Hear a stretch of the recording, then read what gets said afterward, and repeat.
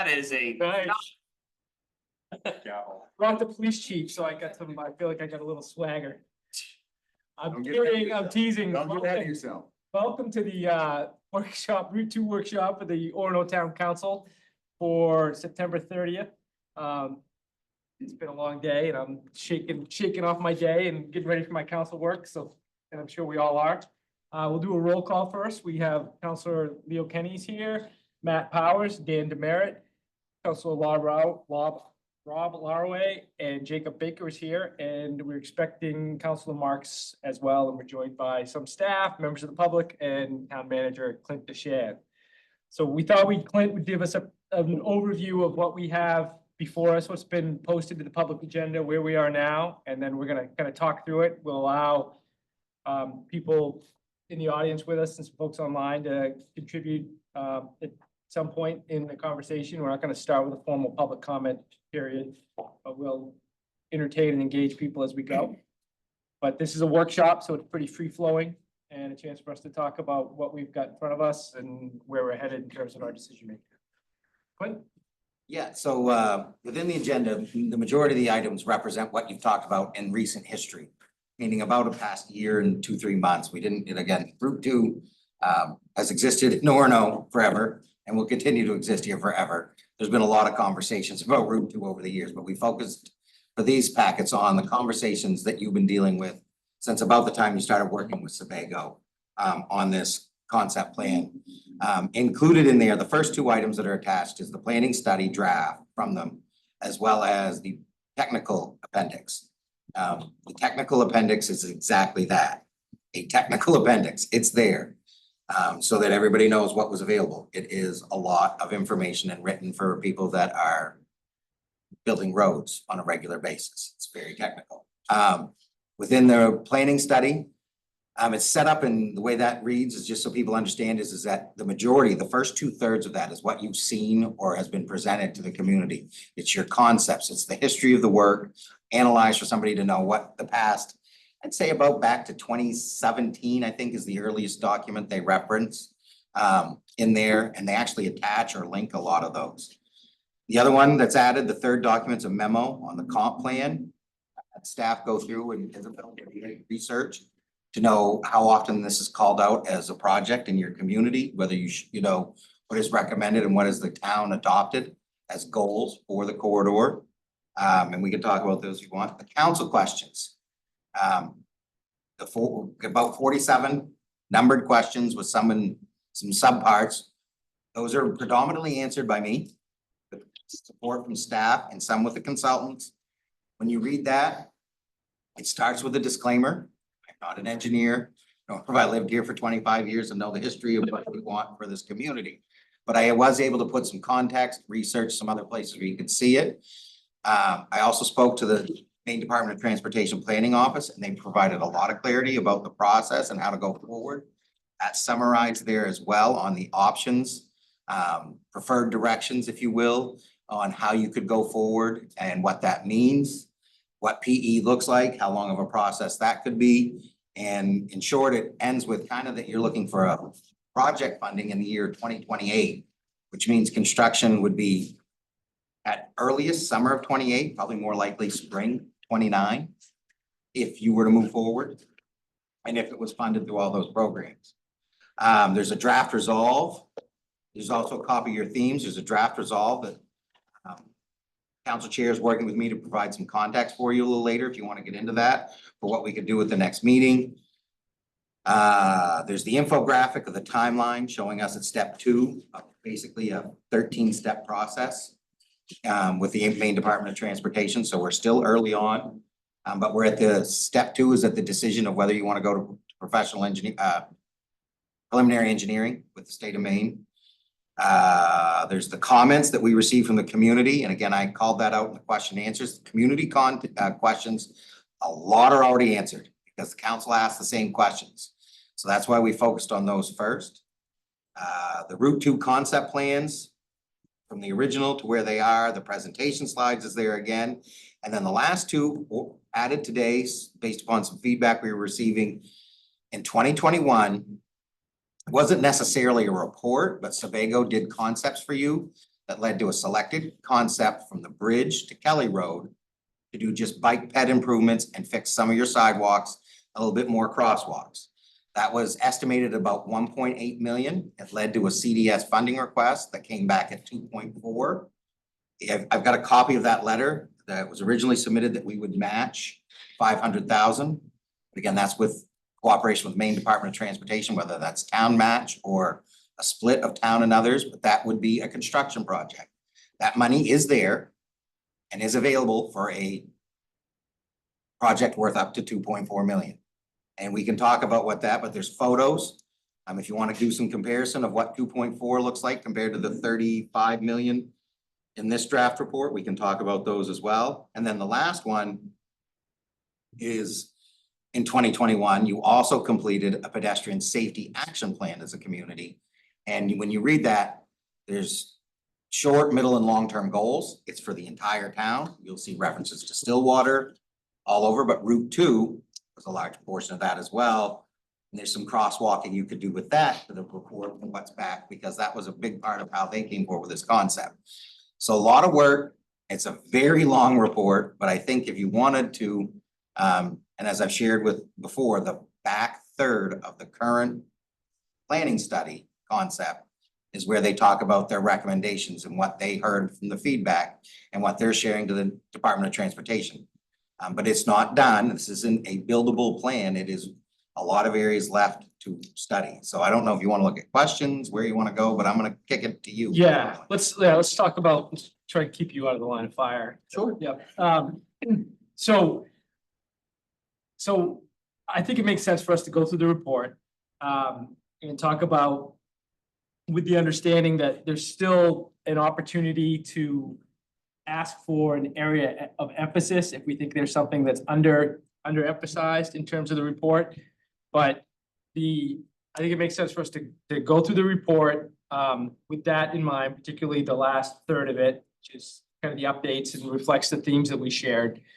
And I'm saying, I think this, I'm looking for reactions, if that makes sense to people in terms of organizing our time this evening. And then as part of this work, go north, north to south, or south to north rather, in terms of the very back page of the document, in terms of coming up with kind of a comparison of what it means between the $2.4 million 2021 project versus the $35 million project. Kind of come up with a list of, option A, option B for comparison sake, and I suppose nothing option. And work to, and then get a sense when we're done, what we'll have on our agenda for an action item at our next meeting on October 7th. And that could be whatever the town manager and staff get from us next has to come from the council and not councilors. This is where we want to go. This is the direction we're providing in a vote to the staff in terms of next steps. That could be, move ahead with the $300,000 for the preliminary engineering. That could mean accept the Sebago report that we have now, but go back and get some more concept stuff before we're ready to do anything else. And it could be, we're not going to do anything. So could it also be, let's look at the 2.4 million, let's. Yeah. Okay, just to there'll be, leave that out of the. yeah, we're gonna have a resolution. My goal is that we'll have an order on the agenda. And I'm gonna work with the town manager, get an order on the agenda that I think reflects where I think we are as a council, and then we're certainly free to amend it. I don't think we want 3 different orders doing 3 different things. I think we have one order and we bring in language. Everyone, if you want to go in a different direction than what the draft is, that's going to be in the agenda, you bring in some language and we talk about it at the meeting, and we either get to the point where we're ready to vote or we table it, but that's kind of how we do it. Does that make sense to members of the council?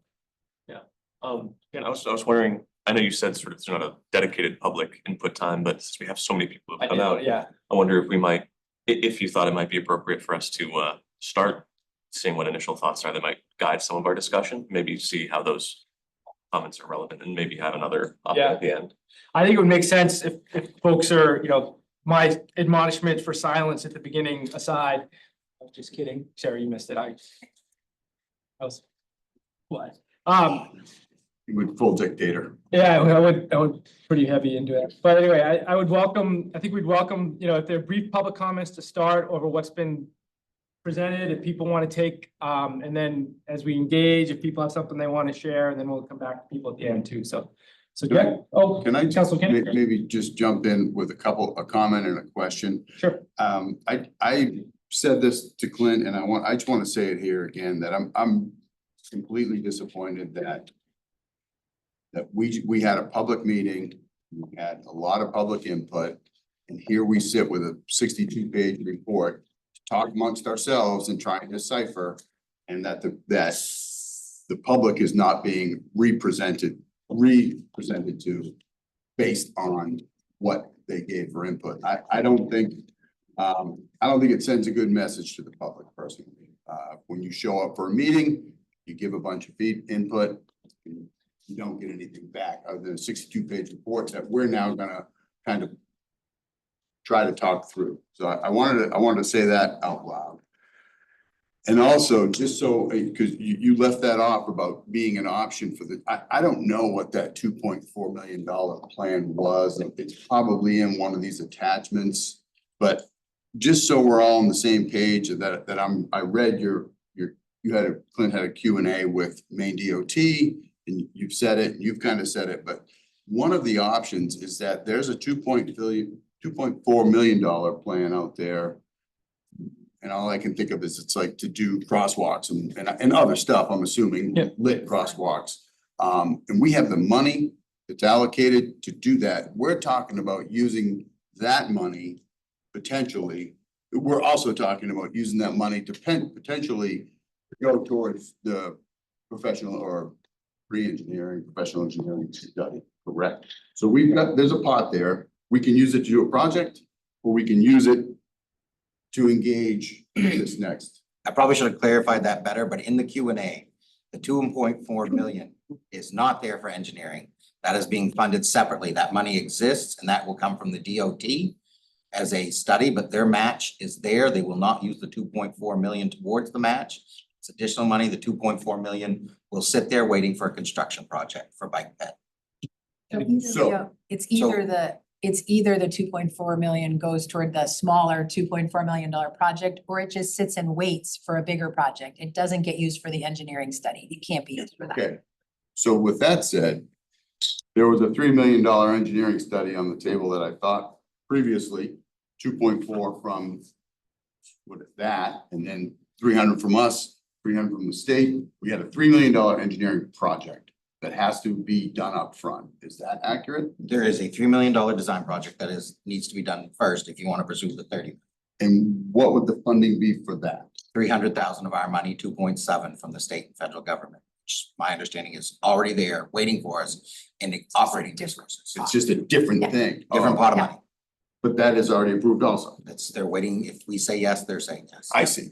So that 2.4 would go into the actual project, either a smaller one or the bigger one. Which, I mean, I do think, Leo, the interesting thing about that, I only really figured that out about a week ago myself, which is why I was helping to clarify. I mean, the interesting thing about that is it does mean that the 2.4 is there for some kind of construction project at any stage. And if you did the engineering study and you like option 1 better than option 2 later, you can still, I mean, it's there for construction. It's not for the engineering.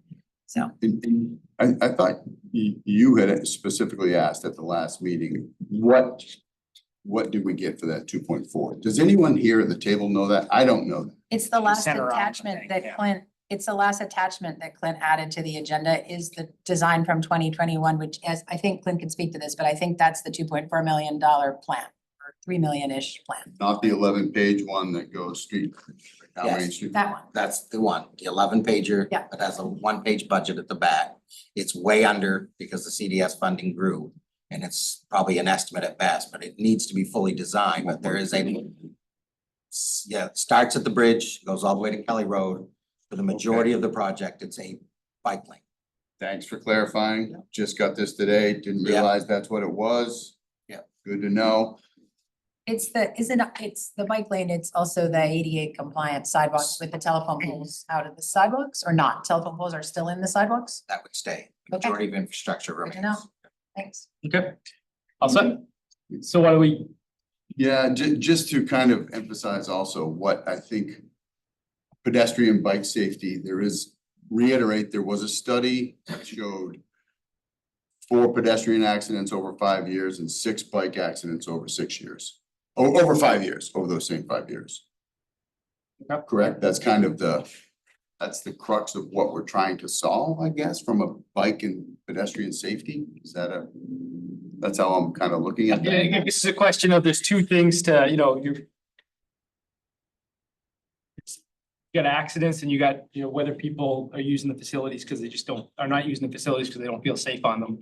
I guess another angle on it, but it's not that binary for me. It's not, Yeah. well, I mean, that's obviously a really tough thing to discern that Yeah. people aren't using the bike lanes because they don't feel safe. Well, it seems like it's also just about incentivizing increased use of alternative forms of transportation, as well as dealing with congested traffic in some areas. Some places where traffic is going too fast in other areas. I mean, there's a lot of different things wrapped up in sort of redesign of Route 2 like this with the various, I know roundabouts are controversial. But they do have a certain function. Some areas, I'm not in favor of most of the roundabouts and the initial plan, just to be clear. And then other areas where we're narrowing things, including bike lanes. There's a number of different overlapping functions here that I think are worth considering. But I know Jeff's raised it a few times. I don't want to take up too much. All right, so we're done with that. Let's go. Let's do an initial round of public comment. If people came here with something to share, and then we'll open the council discussion up, and then we'll do some more public comment at the end too. So, Jeff? This is Jeff Gordon. Yeah, Jeff Gordon on Hamlin Street. I just want to bring a perspective here. The task before you is incredibly complicated. Some of you are worried about money, some of you are worried about public perceptions. I want to point out that Main Street through town is a right of way. And right of way has its roots in the way it's manifested in the United States, has its roots in English law. Anybody can use the right of way. It's there for the public good, for conveyance of goods and services and people. Everybody has the right to be there. Pedestrians have just as much right to be in the right of way as automobiles do, and bicycles. So with that in mind, I think it's important that as you're making these incredibly difficult decisions about what to do, and you are going to be the ones who shaped this ultimate project that happens, I would implore you to go out and experience Main Street in all the different ways that Main Street can be experienced. You can experience it as a small child, 7 years old, trying to navigate back and forth to school, walking or bicycling at rush hour or rush minute, as we've referred to it. What do you call it? Rush minute. Rush minute. It doesn't last an hour. Yeah. It's 2 tenths anyway. You can experience it as a moderately disabled person living in the Mainview apartments who's trying to get out and get a little exercise in the middle of the day with a walker, perhaps. You can experience it as I frequently do, walking from where I live to downtown to attend this meeting. I implore you to take it upon yourselves to make sure that you experience Main Street in all the ways that it can be experienced. So number one, enumerate all the ways that you can experience Main Street, and then get out there and experience it in those ways at different times of the day. So you know what everybody is talking about when they say Main Street's out of control. Okay. We're concerned about public safety. If you're in your car, the way 99% of people in this community experience Main Street is from the seat of a car.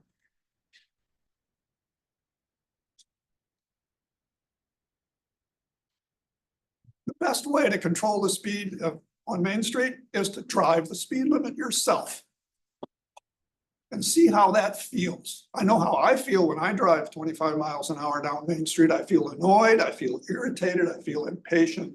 I feel anxious. But I gotta share this experience with all the other uses. The people that live on Main Street. You know what it's like. You. Just the noise alone of the traffic moving at 30 or 35 miles an hour is totally detrimental to every other use of Main Street other than that from inside of a car. And the right of way isn't for cars, it's for people. Cars are how most people use it now. But, 100 years ago, it was you rode your horse or you walked. And then later people were riding bicycles. And then the automobile came along and we made allowances for how most people wanted to use the right of way. Most people wanted to use their cars. So we made allowances. But we didn't just say, well, you can drive through at 100 miles an hour. No, we put limits on it. So the right of way is limited as a response to public safety. So again, I just implore you, experience Main Street the way a lot of people experience it, not from the seat of your car. Thank you. That's my comment. We have, in keeping with that, Eric De Silva is, the Bicycle Coalition of Maine and an Orono resident, has invited us to, and if more than 2 of us are gonna take part, I think we'll have to notice it, but has invited us to do a walk or bike on the corridor on this Thursday from 1 to 3. So it'd be a good chance if you're available to and experience it and just kind of what different facility changes could mean in terms of bike safety and pedestrian safety. So Clint, if we should assess how many counselors I'm gonna do it. Matt's doing it. Sarah's definitely decidedly not doing it, but I wish, but. Yep. So we'll do, if there's more than 2 of us who are gonna participate in that, we'll notice it as a public meeting, but it's a good chance to kind of experience that from that point of view. So I think that, I don't know how to replicate the 7-year-old experience, but it'll be. I'll try and, Walk to school with them. Yeah, and you'll see. yeah, oh, exactly. Any other public comment? Yes. Yeah, something that was I'm Bob Close and live in the basin, something that was glossed over earlier. I have noticed as well that there are power poles in the middle of the sidewalk, which means you either have to squeeze around them, you're slender like I am, or go into the gutter to get around them. Now, Roberta, several years ago in Ampersand, tried to have a bench in front of her store. It was immediately taken out because they told her it's not ADA compliant. How is this ADA compliant? The whole idea of having a pole in the middle of the sidewalk, how do we get away with that? Bob, I can tell you, our sidewalks are not ADA compliant right now. You cannot safely get a wheelchair up and down our sidewalks. They are rarely ADA compliant, maybe once right after, close to ADA compliant, but they are just absolutely not ADA compliant. That's just a fact. So, and the only way to make them is to spend the money to redo all the sidewalks. And so that's a major thing here. I personally want, whatever it is we do, I want ADA compliant sidewalks because we know people who are in wheelchairs who can't make it from Page Place to downtown, and that's a shame.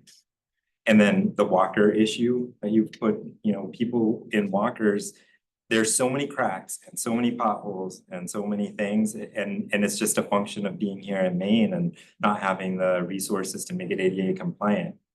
So this would be one. So yeah, it's not compliant. Are you saying there's a variance then? If it's because it's Maine, you don't have to be ADA compliant? Probably grandfathered, I would guess. Yeah. Just like a lot of things are grandfathered, I'm guessing. Could there'd be some advocacy for along this brief stretch for undergrounding those lines and taking the poles out? I love that idea. I can't remember, I think that is in the, somewhere numbers were tossed out, but I One don't of the think. 47 questions that. Yeah, I think that's in there and, It's nice I think look. Yeah. What there is, Bob, is in the plan, the more expensive plan that we're walking through tonight. In that plan, there is a plan to move the sidewalk so that the poles are in a green sort of esplanade strip. And the sidewalk would be separated from the poles. That's there, but there isn't any put them underground plan. Lucky to be a pole. Huh? Right. But there isn't any underground plan. You got standing, right? Could or should we assume that with this plan that we just got this afternoon, that it's those sidewalks become ADA compliant? No, Clint just said no on the No, solar they're plan. much more, but full ADA compliance has many more components. You're taking a large leap forward, a big leap forward. I don't wanna evaluate that, but to get to the full ADA compliance, the report stated. It is not all the way there, and it's not the whole corridor because of our right of way and the ins and the outs. They weren't able to accomplish it for the whole distance, so they correctly wrote that it would not be a full ADA compliant corridor. Even So for this Or bridge to Kelly, is it or no? You would have 5 feet of uninterrupted ADA space in a sidewalk. I think you'll have improved grades, but to say you've hit all your grades, there's a steep slope bridge up into Mill Street. So again, an ADA compliant area there might be harder to reach than we realize without significant impacts. So Hey, much more ADA compliant, but not fully. hey Pete, can you throw stuff up on the screen at all from the agenda? Yep, I've got the agenda. I can pull up any Main- of those docs. Project infographic for a second. And just so we can talk about where we are, I also want to caution that this, if we go through the design of a $30+ million project, we're not gonna have everything. Yeah, we're not agreeing to a final project with whatever we do next week or next month. There are all these different, where are we now, Clint? We're at this, Yes, you haven't finished step 2. Kickoff is step 3. yeah. This is this first roundabout, we'll call this the Danny Williams roundabout here. And we're gonna just keep on, but that's where we are now. So we got a long way to go with experts, engineers, our partners in the DOT, public comment, and work we'll do with people that live within the right of way to actually get to a design where this town council, on behalf of this community, would make a full-on funding decision. Welcome. So, thank you, Pete. So we got a long way to go. I have one thought about Sure. the whole ADA compliant sidewalk. Could you just introduce yourself? I'm sorry, I'm Freddie Timms. I'm living on Pine Street right now. I know like the pole that most people are talking about, because I walk up and down Main Street for our walk every day. And I think that's the one that's kind of in the center of the road, and then that's where the pretty brick walls or stone walls are as well, that everybody seems to like and doesn't want to cut down. But in this project, is there not sort of a compromise where maybe like one side of the sidewalk could at least be ADHD or ADA compliant, and then they could, you know, for most people, if you're not like maybe living in that one little strip on this side, you could still have a corridor and at least get halfway there and sort of help compromise with some of these issues. And it's just sort of a thought. Thank you. All right, yes, sir. I'm John Hackney. I live on North Main Avenue and Prettiest yard in Orono. and I say what? Prettiest yard in Orono, I think. prettiest. I think you have the yard. prettiest yard in Orono. Thank you. Thank you. Sorry, I'm sorry. I'll, go ahead. Jenny and I walked over here this afternoon during rush minute. It was impressive. 5 o'clock, about 4:30 to 5. Little girl standing down here trying to get across the street. Those walk signals never came on. She kept looking this way, that way, this way. Finally, we just said, walked, because everything was red. We don't know what it was doing. Sometimes they work, sometimes they don't. But it is horrendous. We've been on that bridge. Now we have these e-bikes and e-scooters. They come whizzing by you and they can come by you from behind. You don't even hear them, and it's wow. So that's scary. Number of meetings ago, we had a discussion from some expert on town traffic and the term collateral traffic routes came up. We have none. The bridge, everything has to go across that bridge. There's no other way to get from Webster to Mill Street without going across that bridge. And at one point I proposed, and I know it's extremely expensive, that we could possibly, and it's in a report somewhere, that we could possibly have a pedestrian bicycle bridge across the river separate from this bridge that would go from Summer Street over to the park. So you wouldn't have to buy anybody's property or anything like that. It's a long bridge. It would cost lots of money, but that's something you could put at the bottom of the list. This town really needs collateral traffic. And there's also Ayers Island. At one point, we had maps that showed a bridge going from Broadway over to Ayers Island. And if you can get on Ayers Island, when I was working there, I actually found an abutment, which is directly across from the sewer station.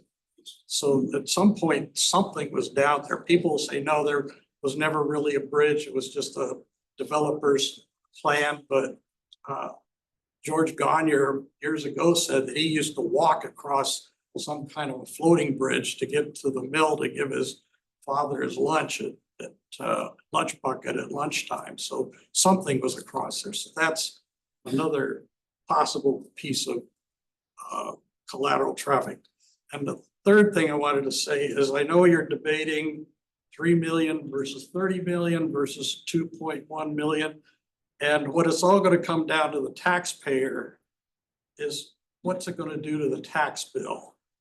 You know, are we talking like multiple hundreds of dollars to your tax bill? Is it a few $100s? That's what the public is going to want to know for these different scenarios. And you can sit here and debate, well, maybe if we leave this out or put that in, it's going to change this and that. You can get it to say $15 million. And then the question is, well, are you going to end up with something that's substantially less in terms of the tax bill? Or is it just going to be something that nobody's happy with? So I will hope you would consider that. I know it's very early in the process to know how that would all shake out. But, you know, with the different funding sources and how they might work with the different scenarios, it might not be that big a difference between 35 million and 3 million when you come down to figuring out what somebody's tax bill is going to be. Thank you. Thank you. Thank you. Oh,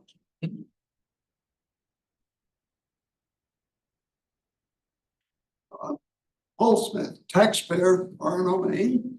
Mr. Chairman, first, just to reinforce the council, there's no free money here, all paid by the taxpayer. The initial dangle here was $30 million. The Orono taxpayers would only have to pay 10% of that. And now we've learned, well, but no, the construction money, Orono taxpayers will have to pay 20% of that. So just to reinforce, no, sir, that's what we learned in an open meeting here with DOT. The construction money, the match is 20%. And we know, but we go back and find that later. Good. Thank you. I was just. Anyway, yeah, and this is just reinforcing, but I'm sure the council realizes, you know, in round engineering numbers, given today's valuation here in town, for every $2 million we borrow, say at a typical 20 years at 5%,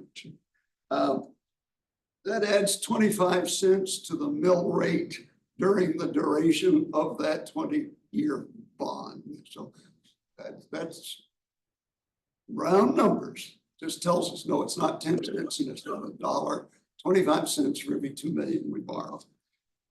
In terms of the project itself, my two priorities that we need to do is not the nice to have. First of all, pedestrian crossings on Main Street. They're faded, they're unlighted at night, parked cars park right up against them. And we just, whatever the source of the money, we need to do something like get the crosswalks raised up a bit, not so that they're a nuisance to the snow plows, but enough to make them visible.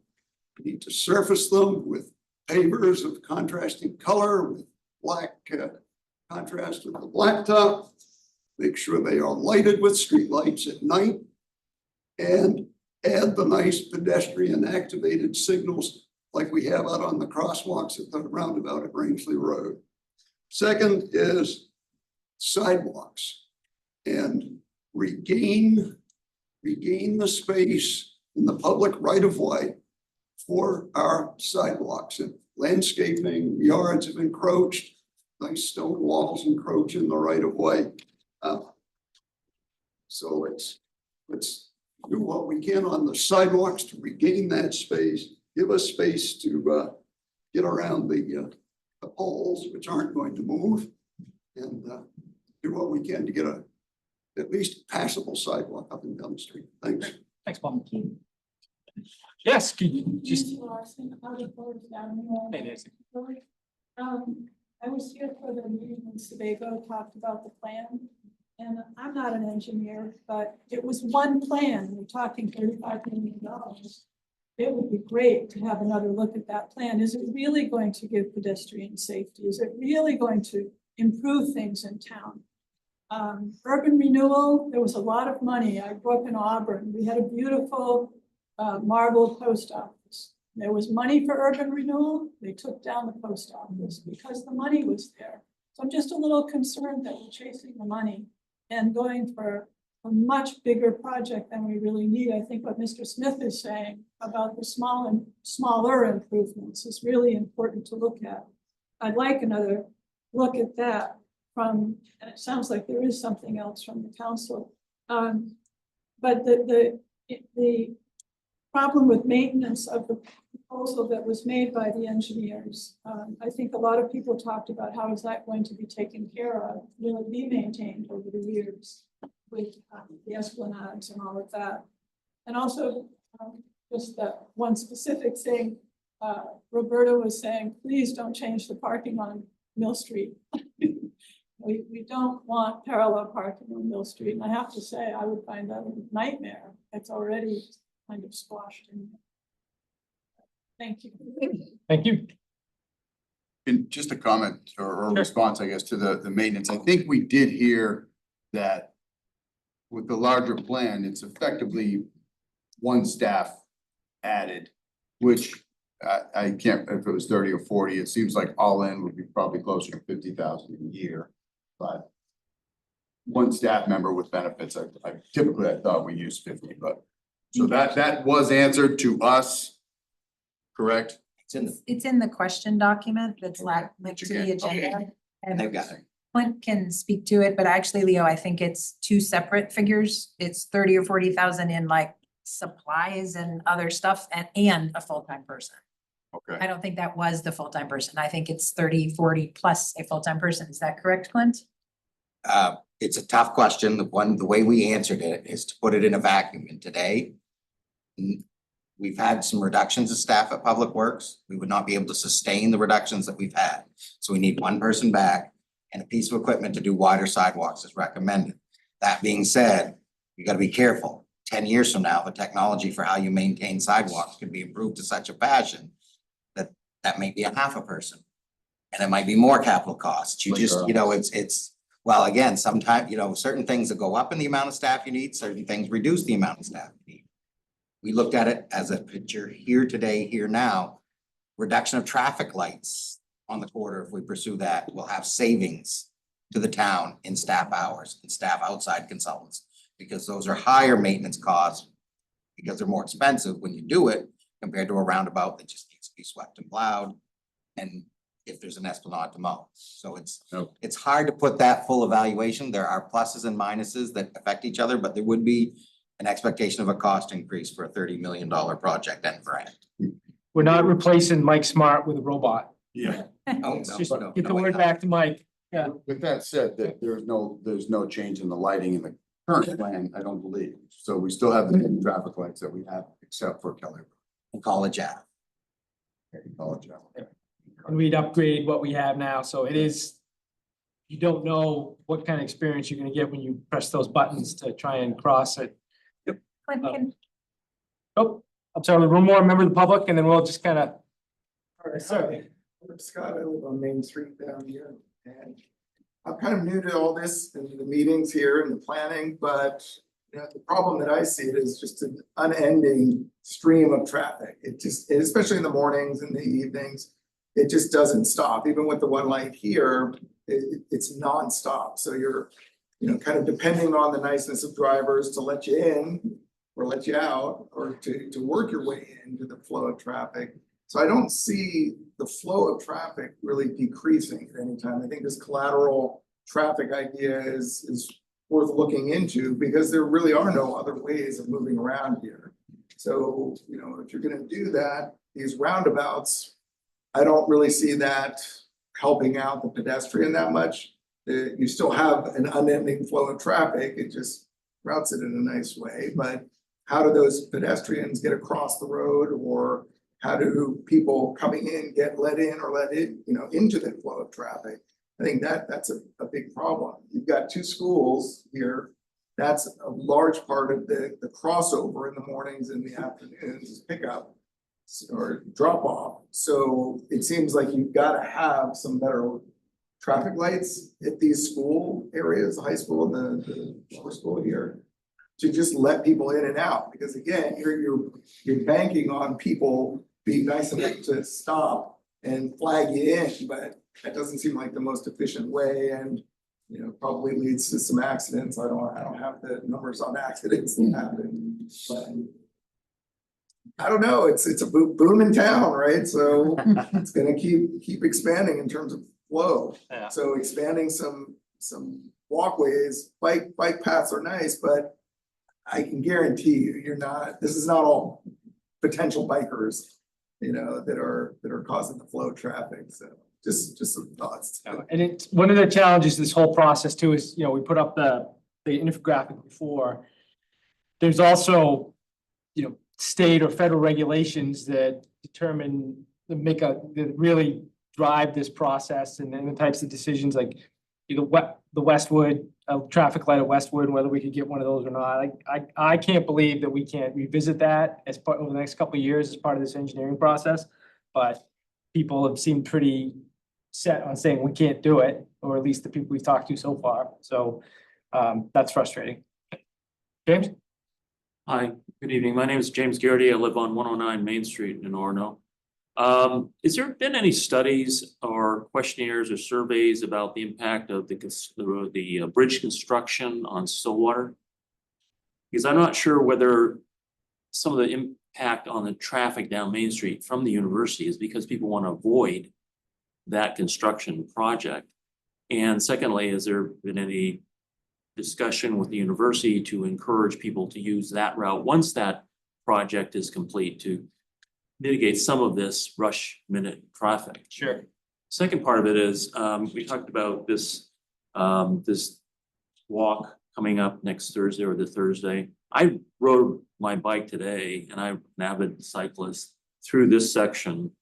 And excuse me, it's very, very difficult for cyclists. The stacking, the width of that bike lane, which really at that point really isn't much of a bike lane, and then getting through the center of town and then the bridge is, you have to have your head on a swivel, and it's dangerous. And I've been doing this for years. If we want to really enhance this bike lane as part of this project, this has got to have some real significant improvements because it's not safe now.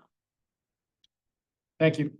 I don't know if there's any traffic count patterns or anything like that. I haven't seen it on the Stillwater Bridge, impact that the construction. Not comparative, the traffic counts are there, but what's happened this fall, there's been no traffic count studies that I've seen in the downtown since I've started.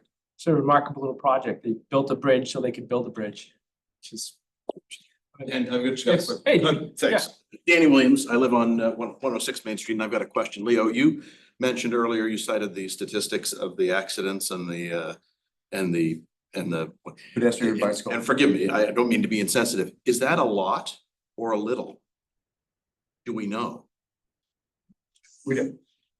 It feels like a little to me, but I don't. Feels know. like a little to me too. I just don't, and again, I don't wanna be. Yeah, no, I don't, somebody's getting hurt, but.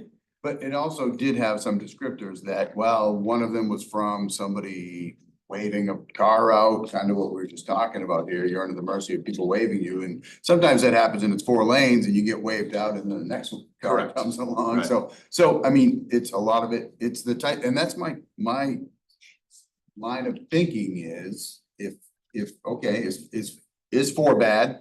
And if so, what should we expect after we spend $35 million? Should we expect 2, 0? I think That's. Page 14 has a list of, this report has a list of the intersection crash summaries.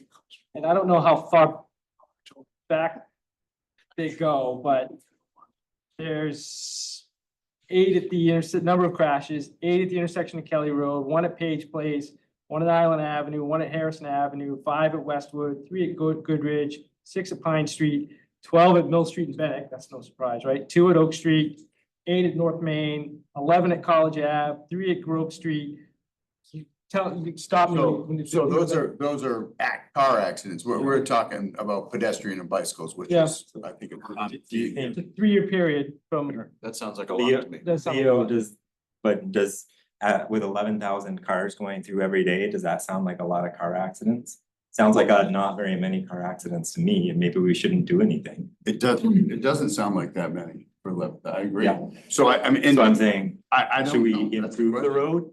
That's what I'm saying. I think, so, Well, are so we what I, improving the road is what my I, question. my point is here, like, we get improvements in our lives, like we could live without electricity, we could live without sewers, we've done it for millennia. But our lives are so much better because we have electricity, because we have sewers. I think quality of life is also an important thing, and if you're a cyclist, the quality of like being able to cycle through town and it being a better place and attracting people, yeah, in the cycle. I think that's worth something, whether or not there's accidents or not. That's all I'm reading out. My question is it improving? I don't see Right, right, where it's right. improving. Yeah. Like James Right. has a very great point. I don't think that changes. His issue based Right. on this plan with these lanes, that doesn't change. We Right. don't have a 5-foot bike lane in front of Right. the arcade and whatnot with this new plan. So It was in there. we got a 5-foot bike lane here? Yeah, they said that if they could redo the 2 left-hand turn lanes downtown, they could put 5-foot bike lanes through downtown. All right, let's It was get, in there. real quick, Jeff, then I'm gonna jump into the, Yeah, Metric of success here should be whether a pedestrian survives their experience on these streets. Okay, that's not the point. I know it costs billions of dollars to address these things, but that's not the point.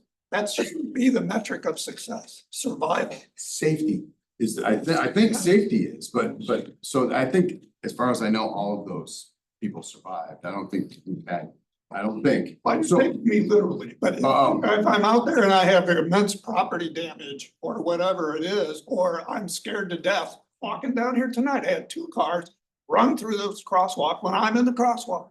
Well, yeah, and That's I not I good. was looking for data that says, under this new scenario, it's this much safer. I don't know how you quantify it, but it hasn't been quantified, so that's my question.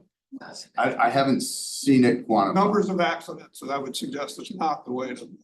yeah. Well, these are We can, philosophical, and we all bring a bias into it and what our philosophical. Dan, I had a follow-up Okay, question, sure. just another thing. Do the bike lanes preclude parking on Main Street? Are they mutually exclusive? According to the plan? The current plan, to my understanding, has 4 parking spaces preserved between Juniper Street and Goodrich. Is that correct? That's where they are. But I don't think it has parking on Main Street anywhere else. Has anyone else seen it? I don't think. I think it's just those 4 spaces there, and there's no other parking on Main Street that I've seen. I didn't know the answer to that. I looked at it today. I was trying to figure out, and the part I read was 4 spaces Same thing. on that stretch, and I I didn't do- see parking mentioned anywhere else. I do think that there's an issue there if we take away most of the parking between Westwood and Goodridge here, there are gonna be issues. I do wonder if somebody came in with good engineering and was able to say, okay, we're gonna take away parking from one side of the street and leave parking on the other side of the street, then maybe we could have parking. I'm just totally like throwing this out here. I don't know, but maybe we could have a protected bike lane where the cars park. And the lanes on the inside between the curb on one side and the other side, there's no parking, but you know, this is just total speculation on my point. But I agree with you, there's gonna be issues with the church, maybe with the Stone Manor, if they wanna have some sort of business there are issues there. Like a short answer is, in the plan, there is in fact reduced parking on Main Street to make way. Is it reduced or is it eliminated? Eliminated in many places. It's eliminated Yeah. everywhere except that one spot, I Yeah. think. James? What's the one spot I couldn't hear? Between Juniper and Goodrich, I think there are 4 spots preserved, is what the plan said. It didn't say where. Did anyone the see the church? picture? In Did it say- Juniper and Goodrich, it talks about it on Which side? page 4 of the plan. Yeah, page. All right, then this is gonna be the last public comment for a while, and then we're gonna get into the, okay? Thank you. Thanks. Yeah. I wanna kind of follow up with Ira's comment about pulling in those people who live on Main Street. If we eliminate parking, that eliminates the opportunity for cars to go around as you're trying to pull into your space or your driveway on Main Street. And that will stack the traffic up to Bangor. I mean, it's, especially in rush minute, if you try to get around in certain spots and cannot because there's no parking or an Esplanade or any other impingement, then that's gonna exacerbate this traffic problem immensely. And it also is really, really inconvenient for the people the residents on Main Street to access their property. Okay. All right, so let's go through, Clint, let's get to the back. Thank you for the engagement. I mean, people have been spending time with us and it's obviously very important. And so thank you for the engagement, and we'll hear from folks again at the end. Dan, is this report available? Yeah, it's all on the agenda. There's like 11 items on the agenda. You go to today's agenda, there's hyperlinks in it. So page 55. It's probably hard to follow on your phone if that's what you're trying to do, but page 55 has like the Route 2 location items, breaking it down. So what we wanted to be able to do, and a little bit to Leo's point, and you know, we may have disagreements about this as counselors, in terms of, you know, how do we show some feedback to the engagement we've gotten from the community thus far? This document, it digests some of that feedback, certainly. I think there may be room where we can lean into that a little bit more in terms of some of the, make some of the language stronger. But my hope would be in the time that we have left, that we go through the Route 2 location piece, segment by segment, and compare. And Sarah, I know this was important to you, right? To do like a comparison of what a $2.4 million project with the funding that is available now versus the $35.8 million project, and what the difference is in those segments. So can we start at, I envision this like when Zoom is trying to get me to upgrade from my pro plan to my business or my enterprise plan and show me the different elements. So I see it, you know, column A is 2.4 million. Column 3 is 35.8 million, and then is there a do nothing column, or is there a? I don't even know. that's valid. Yeah, sure. And Dan, as we start, as we're doing these, the $35.8 million plan, the town share of that is 3.5 million. And on the is it really a $2.4 million plan, or is it a $3 million plan, the other one, with the town share being 600,000? It's current budgets that the DOT has shared.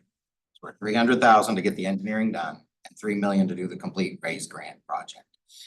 How that breaks down, what the total project costs, time to do it, I don't think there's any indication to me that those are not the numbers that will remain in effect. Can you just repeat that? Sorry. 300,000 to get your design. Yeah. $3 million to build it.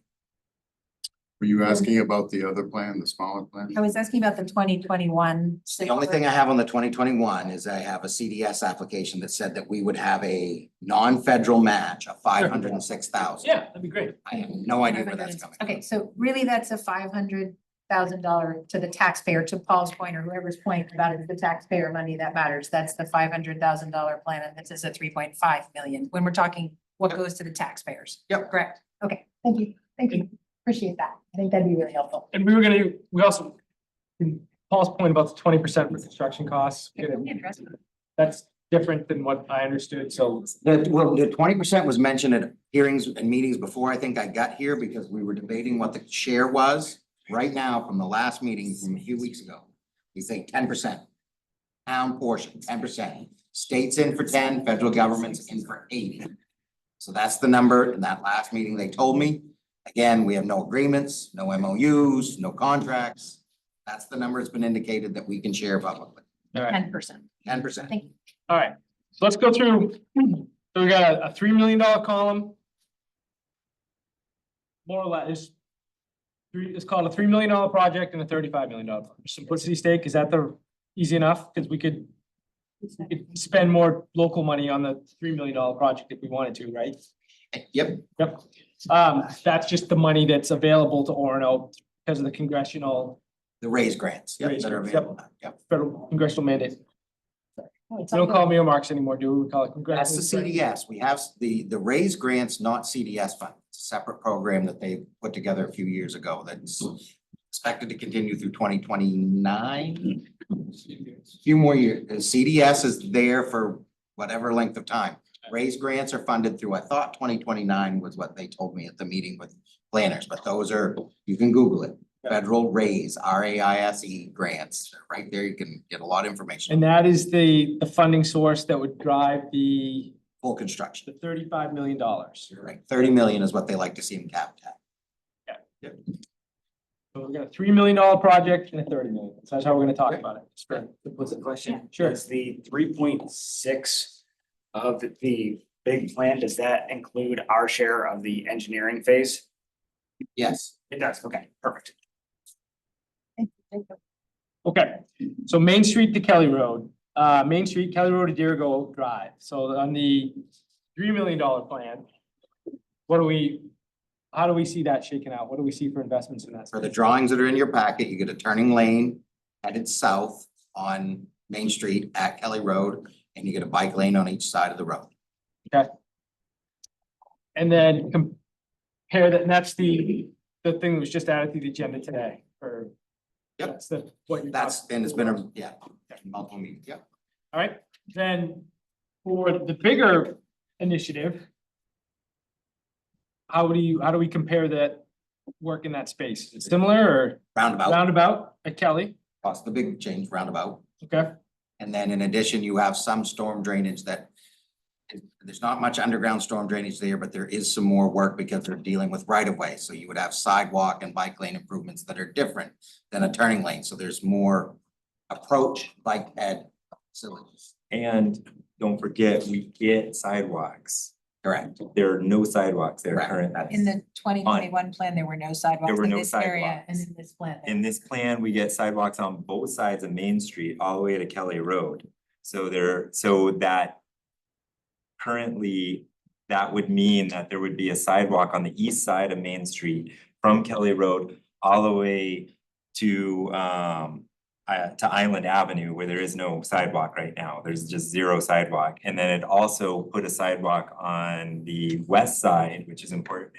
All the way from Dirigo, because if the sidewalk ends at the Dirigo Street, it put a sidewalk all the way from that Dirigo going all the way to Kelly Road, and then would go up Kelly Road all the way back up to Dirigo. oh, the other. And so you could walk in a circle, the Dirigo Pine people could walk in a circle there, and we could walk, there's no sidewalk at all. So the one thing that would be an advantage is the people who are on Old Kelly Road could just walk across the street, get on a sidewalk and be on a sidewalk all the way. I mean, they can kind of do that now, but they could go down Kelly if they wanted. That's part of the plan. They put it in. So that's what you get with the more expensive plan too. Thanks. Yep. Okay. All right, So sidewalks good ones. Bike lanes too, correct? and bike lanes. Okay, I just wanna make sure Get that we're with doing both. this correctly. Get it with both. Get my Get it with brain. Bike lanes are on both. Yep. Yep. All right, from We'll go on to Juniper. Jericho Drive to Juniper, 10.8 million. We get, well, on the $3 million project, we get what, Matt? Or Clint? There's a major change here in that this is incorporating in the Johnny Mac culvert. Let's And do the, storm let's do the drainage. 20, so we get 0 drainage. So you're getting bike lanes. If you go to the map and you look at that, you will get bike lanes and striped bike lanes and not a whole lot beyond that because it's just a traffic corridor. Yep. So they're just showing you the installation of bike lanes. The majority of work on the smaller happens closer to the downtown. Okay, and then we get, But do we get the remake, we get the remake of all the sidewalks Yes. there with the $2 million plan, You right? do not get a rebuild of the sidewalks. You're not getting We're just new getting it sidewalks. paved over. Okay, so no new sidewalks. So that's an important thing. There will be no new sidewalks. So the Page Place people all the way to downtown, you know, Sunset, all those guys will be on the same sidewalk that we have now. Correct. Redone though, right? Because it does show a 5-foot sidewalk there Well, and a it's- 5-foot bike. It shows that those are staying there. Whether that includes already the approved them. resurface, I gotta go to the, and get you to the, if you go to the budget, which is the last attachment, it shows there's different segments. So theirs is in the other segment. It talks about minor drainage modifications, fix of aprons, curb, ramp, detectable warning fields would be installed, and a regrading sidewalk, so it would, and a vertical curb. So they are doing some replacement, but again, they are not showing, let me just say vertical curb type 1, actually that's 0, there's no quantity, so they're not doing any curbing. Type 5, 0. Yeah, there are no curbing replacements. I do not see any pavement for your sidewalk either. I think they're only gonna fix a little bit of your grading issues in the sidewalk. Because there are there pools of water that You happen can- at the end. I don't think you can fix regrading without. There's no paving in that list, that's all I can tell you. Doesn't mean it can't happen, but the list of the budget we have doesn't have any paving of sidewalks in Kelly to Westwood. okay, So we have some sidewalk Some improvements in the sidewalks, original plan. Yeah. Yep. Okay. and then we move over to the platinum plan, the $35 million plan. Yeah. And we get sidewalks, Yep. bike lane, Yep. rebuilt sidewalks, and we get Johnny Mac Brook, And stormwater. stormwater. So this is the big thing, right? Like the Yeah. culvert is a really big expense, and I was hoping you could speak to that and how important that is, That's or one is of the it ones to I us choose. as a town? Because when we look at this, this is the biggest chunk of money on the platinum plan. This is almost 11 million on this stretch of the road. And my understanding is this is primarily because of the culvert. Can you speak to that? Well, one, there's again, they build them covered to the modern requirements of a fishway. So it would allow that to happen. That's called out in your comp plan and in the report. There's also reference that the stormwater separation, your current storm drains are too close to your sewer pipes. So under new design standards, not currently required, if you are fixing them, and it may be required eventually, you have to get them in separate trenches. So that's part of it as well. That's stormwater only. I mentioned sewer because you have to separate from them, but sewer is a separate conversation. There's no sewer in any of these plans either. But we get a whole new road too, although the state would do this anyway. At You some dig point. up the road, you're gonna redo the fill of the road, you're gonna Yep. do all new materials, put new pavement down, new base, new top coat, everything, rebuild that- the entire structure. Does that, and that just starts right at Kelly, right? That's end for end, Yeah. It doesn't go all the way but to, it does leave concrete underneath the Yeah. road. Is that good? That's an upgrade, right? that's enough. Leaving concrete's not an upgrade, but you can't get it out, it's staying there. Okay.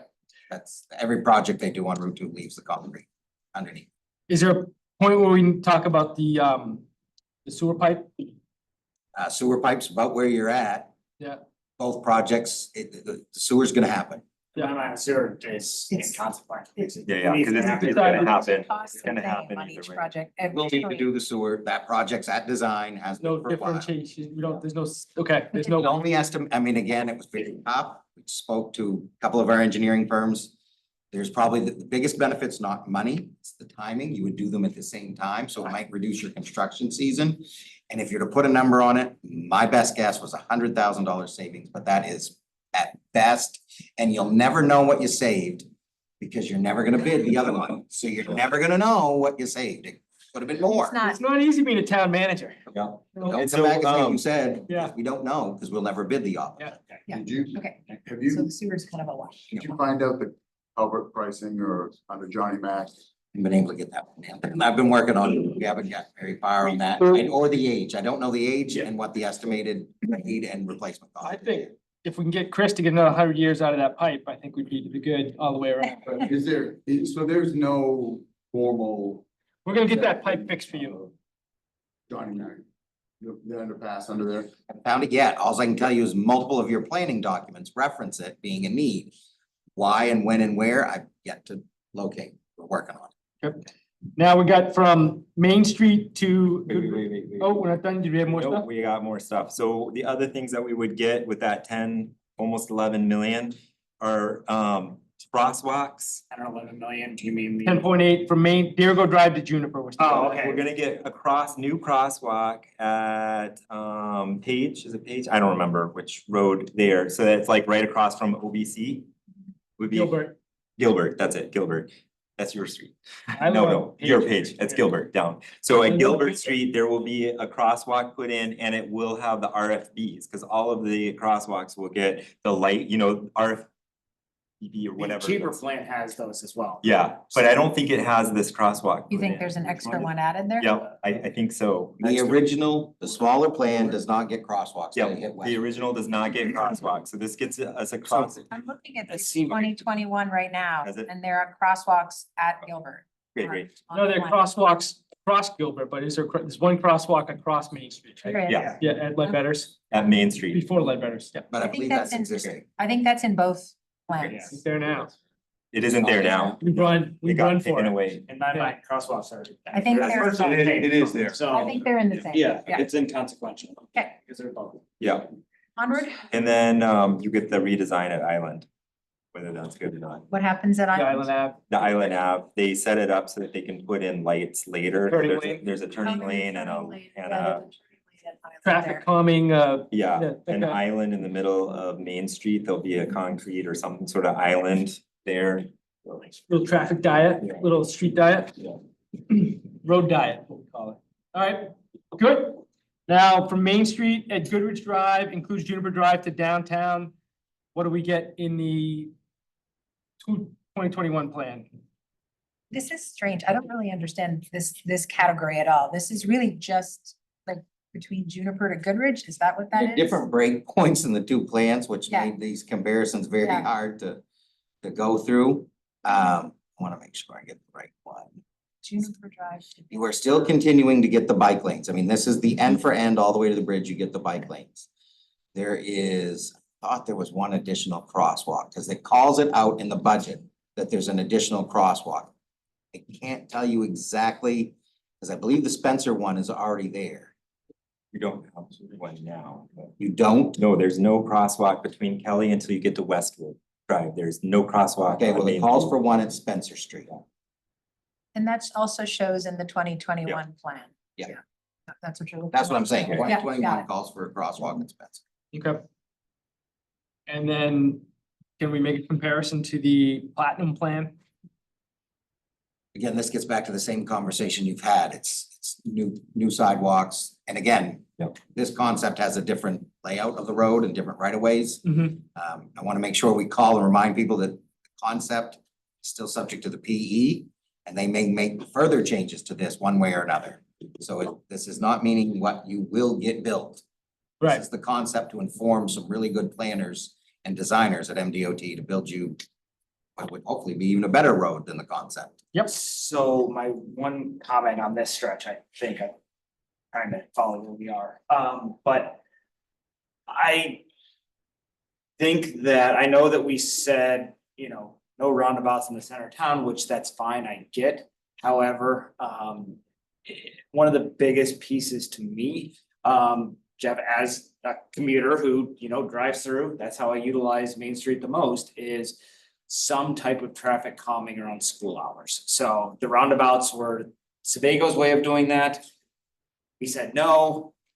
That was the biggest gap in their second version of the plan is they didn't seem to have an alternative to the roundabouts to calm traffic. So if we move on to the PE stage, the engineering phase, I'm not a civil engineer, but there has to be there has to be an in-between between full on roundabouts and doing nothing. You're So- talking not calming, you're talking about flow. You get better flow. Yes, my terminology is incorrect, but the fact that, there's No flow. lines on both sides is. Does smart Amazing. signaling make any difference with that, or is it too long of a stretch first? They mention it in the report. Yeah. Conversations of AI related smart signaling technology is growing quickly, so there is references to it, but I don't think they know. Either way, that's one thing, if we move to the private PE stage, that's one thing I'm going to hammer home all the time. It's just, that would be a huge improvement. Think a light at Westwood, or you think Well, and that's where, yes, I know the school said that we can't do two-way traffic, and I don't know whether we can explore that more. Again, this is where, not being an engineer, I perhaps lights, turning lanes, something, there has to be a way to better move traffic from essentially here to Westwood. okay. I agree with you. That's something that we gotta really emphasize with the preliminary engineering if we make it that far. Are we ready to go Goodridge to the bridge? Is that where we are now? You gotta make, because they split the plans differently. There's still the Juniper Street area on the small plan, the older one, 2021. There's actually an island and a center line median area as well as you're approaching Goodridge. That's in the small plan. And then that's the smaller plane, and the larger plane has a variation of it, but they also put center lane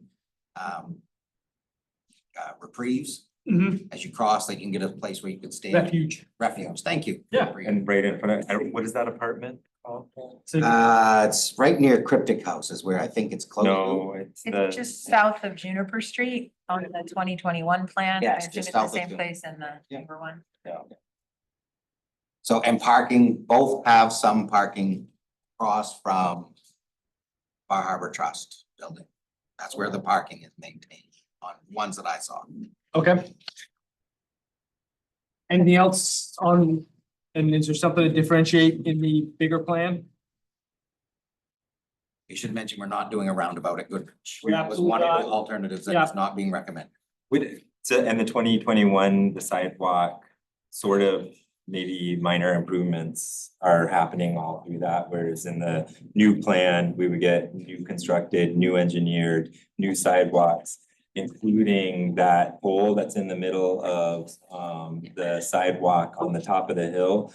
Something would be done about that in the new plan, because they would make it so that you would get around that. I have a photo of it on there Yeah. with that pole on the grass and not on the sidewalk. I Yeah, think. so there's some magical idea of how that's gonna happen that I don't know, but that would potentially be fixed.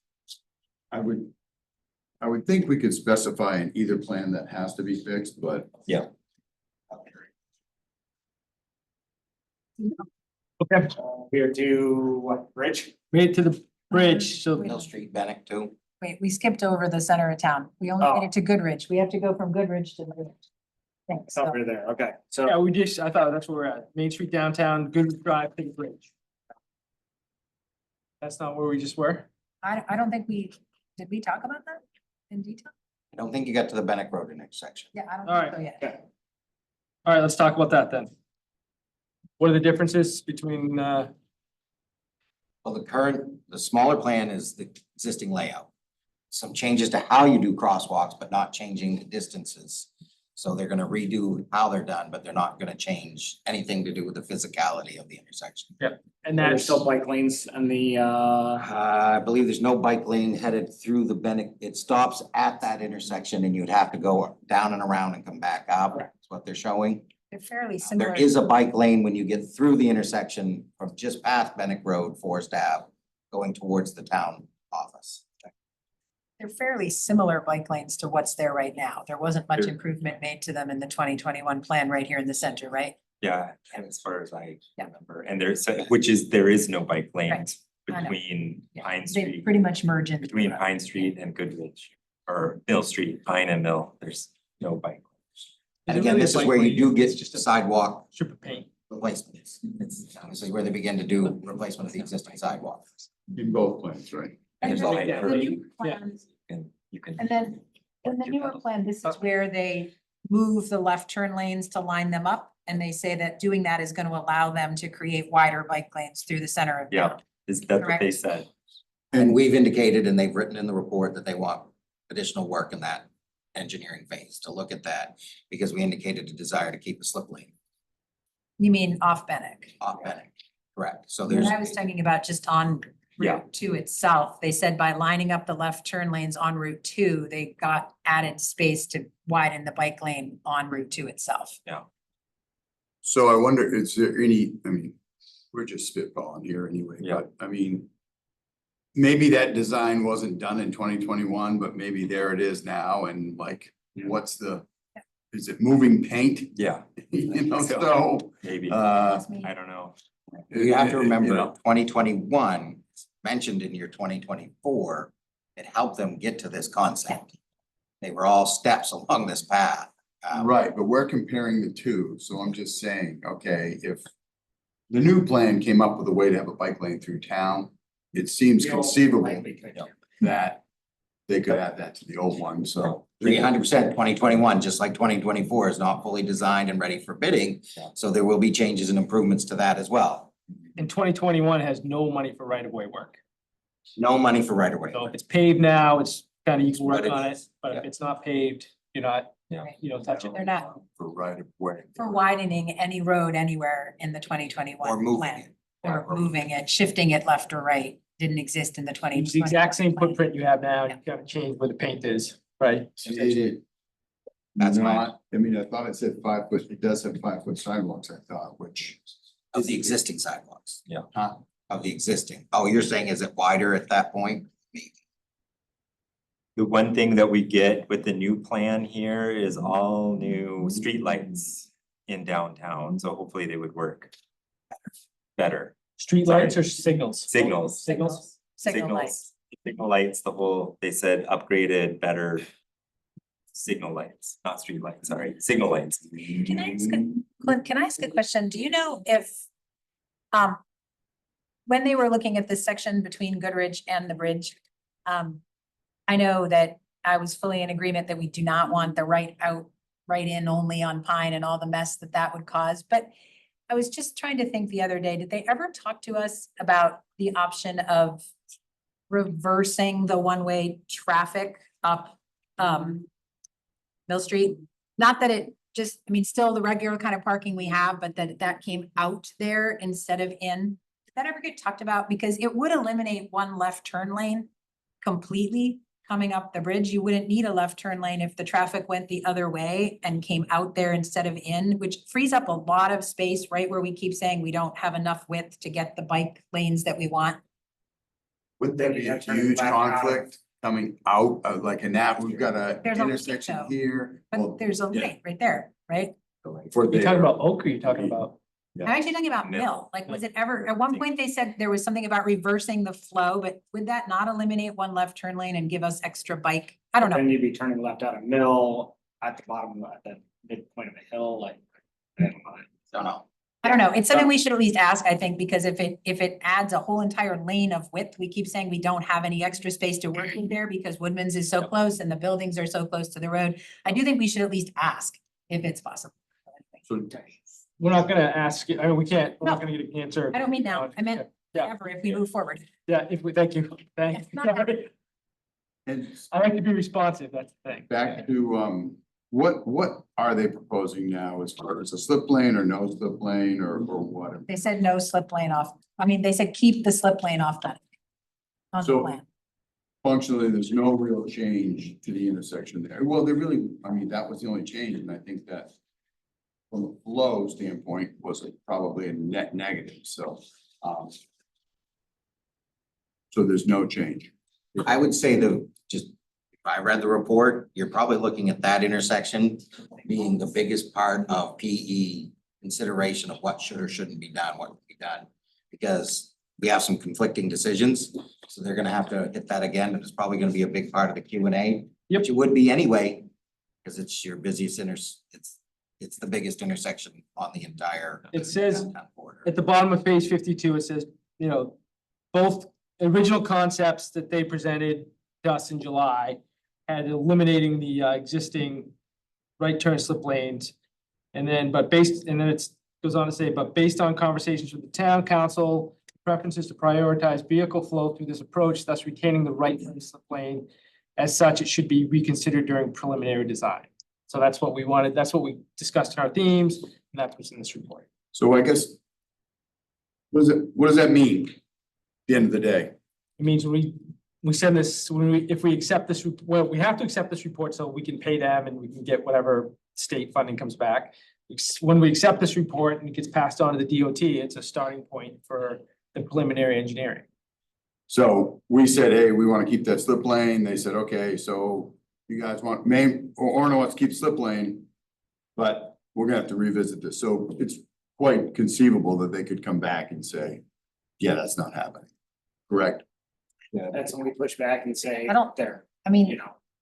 It's gotta be another way, to keep traffic moving through that area. I mean, maybe I'm being too naive because you're smirking at me, but So, yeah, they'll be, well, at the end of the day, our final call on this, we have years to engage with them on the planning and, meetings, public meetings and good work from staff. And then ultimately, we have a binary decision, yes or no, whether we fund the local match of 10%. And that's kind of, you want to get to the point where you feel good about, you feel really good about that vote. But if it's not. And maybe, I don't know if it helps or doesn't help, Frank, but you've looked at, like, there's a cost of the roundabout at Kelly Road, which they're recommending, what they've done for flow and calming and what they want, but it could be a situation where a local decision is motivated that we want more money going into that intersection. And we're willing to delay that roundabout for more money over here. That's very possible, but again, that's where the professional engineers are gonna come in from DOT, tell you what they found in right of way for real, exactly what's going on out there and what some better options are. You received a preliminary concept for $120,000. Yeah. The next stage is 3 million plus. So. You're going to get a lot more detail and a lot more clarity and good ideas in the next round. what I At haven't, least that's what should be the expectation.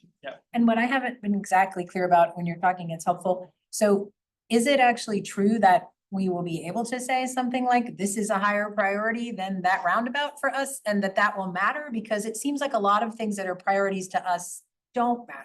Like the Westwood intersection, everybody in town knows it's a problem, but DOT keeps saying the data doesn't show that you can get a light there, so you can't get one. So my experience so far has been things that we all know are a problem in town, we still get told, but they don't meet criteria. And I don't really understand at the next stage, will we continue to be told that just doesn't meet criteria, so you don't get to do it even if it's a priority for you, or is there flexibility, or how does that work? Again, ADA compliant, non-ADA compliant, fully, partially, step forward, completely forward. You've got levels throughout that. The one thing I will say, traffic signalization is based upon warrants. There is a test. If you do not meet them, you do not get them. Thanks. Does that mean we couldn't push for local funding? I've never heard of that case coming about where you've been able to force your way through. But there are new technologies coming forward, which I think is what the other counselor shares, is that maybe there is something that goes there. We just haven't seen that option yet. And they will do more traffic study. That's part of this next year and a half of doing traffic counts again. Maybe it's changed. I will don't say, know. it feels very optimistic to suggest that we can say, hey, we don't want to do that roundabout, but we're focused here, and they're the PEs. So it feels really optimistic to me to think that they're gonna say, oh, okay, you guys, we'll do what you guys want to do. But it also is helpful to know that certain things have tighter regulations, with lights being one of those and other things not. So thank you. Okay. And we did get some, if you read the Q&A, like raised crosswalks on Route 2, we can make that happen. That's There are definitively, options that that we can really happen, thought might not. It's a design maintenance issue, but They did they're on the say- table. but they said they're on the table. I Oh, asked yeah. and they said they're on the table. Okay.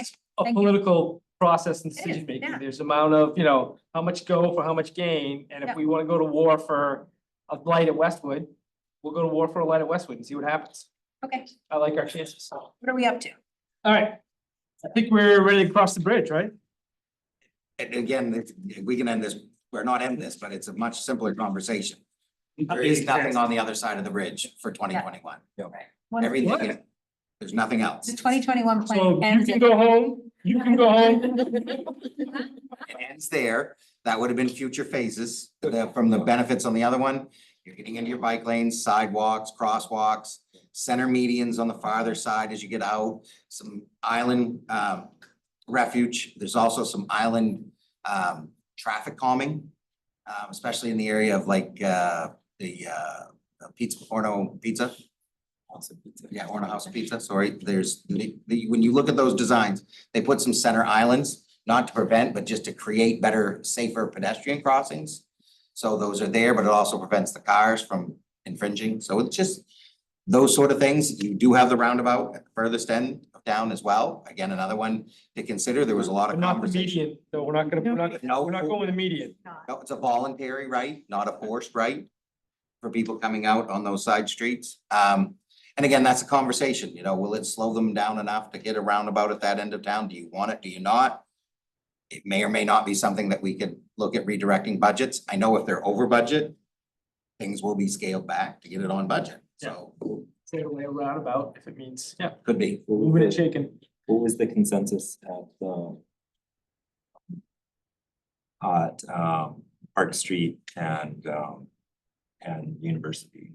The College Ave. College Ave. sorry. So that was interesting. We had a lot of feedback, but it did, and I'll own this from the staff perspective as well. We felt that there was the majority leaning towards roundabout.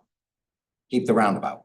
Some great conversations we happened. The majority of the conversation was whether roundabouts are better or worse for bike and pedestrian safety. We're getting more information. I Googled it and I'm gonna tell you, I think that the world is just as confused as Orono is. Some feel it is, some feel it's an improvement, step in the right direction. Some will tell you could be better and you should do more. I was really moved, yeah, I was really moved by, I think it makes a difference based on frankly, how old you are and how experienced you are. As a bike rider, if you wanna ride down Main Street on a bike and be assertive, you can ride right in the flow of traffic, and that's probably as safe as anything else, and people can slow down for you.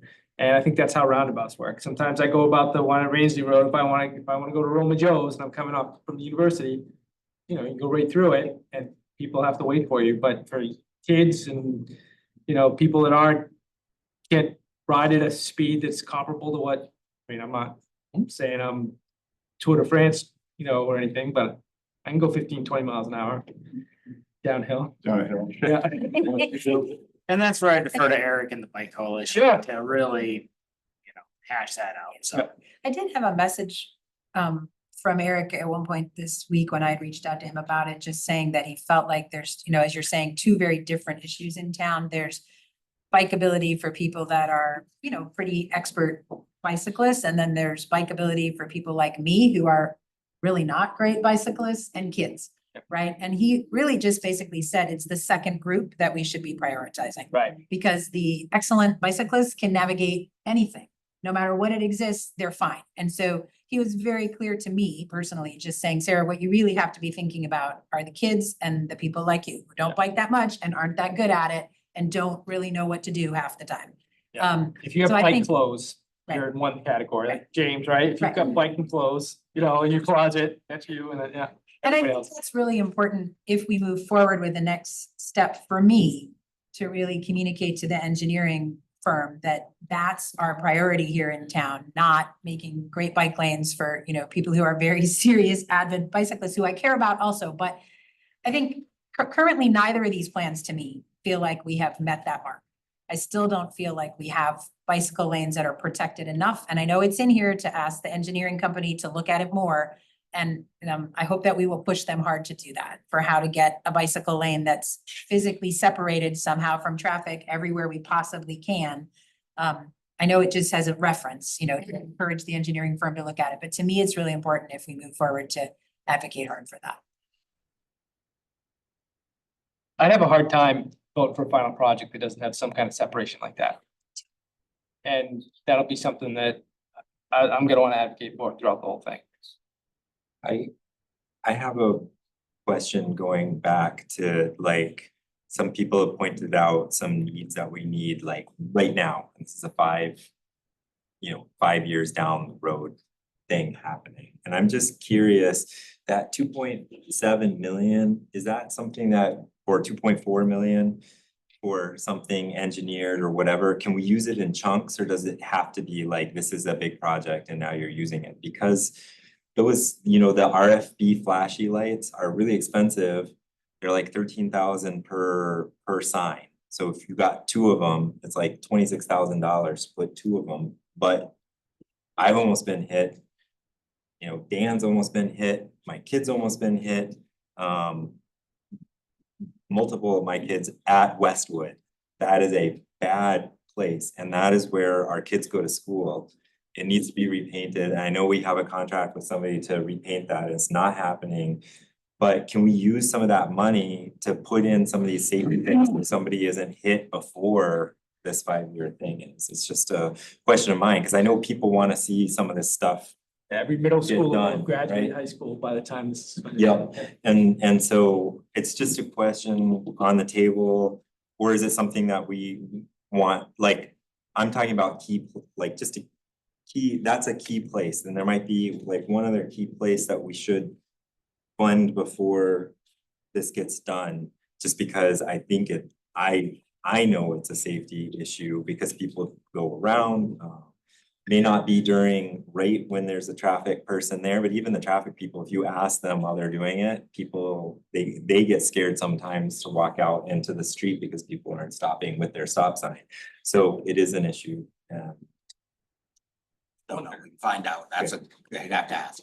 I wonder if that is slightly separate from this more long-term issue. I mean, just like maybe we should be discussing at another meeting more soon. What are more immediate steps that we can take that are relatively simple to? Ton of stuff. There's we're working on, and then what I like about this discussion, this bigger discussion, is it creates momentum for a lot of those small, it keeps us focused on, that safety issue and creating that culture of roadway sharing and safety. And we gotta keep having meeting after meeting after meeting to keep it on the front burner if we want to make a meaningful change, a lasting change. Well, I would be interested in us at some meeting soon discussing what things we can do in the meantime. Put it on the agenda. It's not too late. You can ask to be on the finance committee. As a point of reference, I think in our last meeting, we did just approve, I think, $20,000 for signs. So I don't know that 26,000 for two. I think those lights are incredibly effective and a really good investment. So. Well, and again, so can I clarify then the two parts here is one, whether the 2.4 million. Can be used to that, that's. As well as. Local. And if there's others, right. Because it may be, again, just because the 2.4 isn't, doesn't mean they're saying you can't. Yeah, It just may I be know that. different I know, funding. I was Okay. just trying to do it as expeditiously as The possible. 2.4 is bike, ed, safety, This would be a bridge to Kelly. I don't think they'll let you take it across the bridge, just as a point of reference, because the way it was funded. But it is for construction of bike, ed, safety. So you're thinking right now is we save that for the 35 million, but maybe we peel it off and do other stuff? Absolutely. Yeah, well, I'll find out if it's available to do some, and again, what level of engineering and design will they want? What level, I mean, you can't just put raised crosswalk in and saying, we're gonna do it on Route 2. They would want more.